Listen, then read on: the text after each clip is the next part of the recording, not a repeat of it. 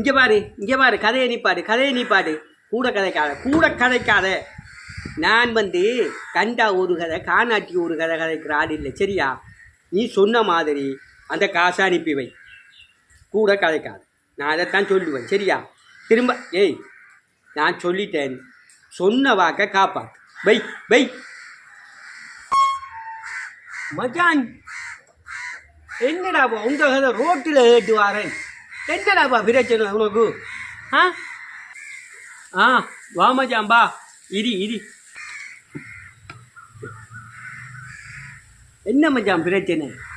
இப்போ ஒருவரையும் நம்பலாம கிடக்குறா. காலையில் நம்மளோட நின்று கதைக்கானிகள், பின்னேரம் அவனுகளோட நின்று கதைக்கானுகள்றான். இப்படி நேரத்துக்கு நேரம் மாறி மாறி கதைக்கிறவனுங்களாண்டாப்பா நான் கூட இருக்கானுகள்.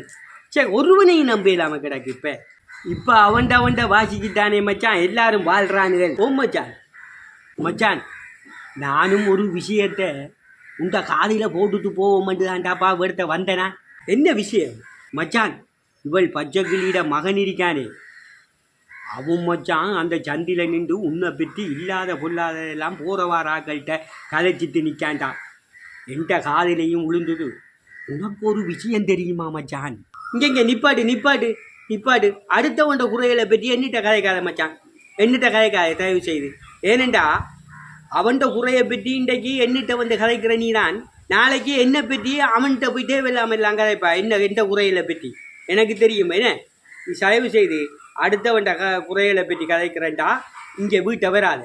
தயவு செய்து நிப்பாட்டு. இல்லை மற்றாக்கள் எப்படிப்பட்ட ஆக்கள்ண்டு உன்னிட்ட சொல்லிட்டு போவோம்ட்டு வந்தேனா.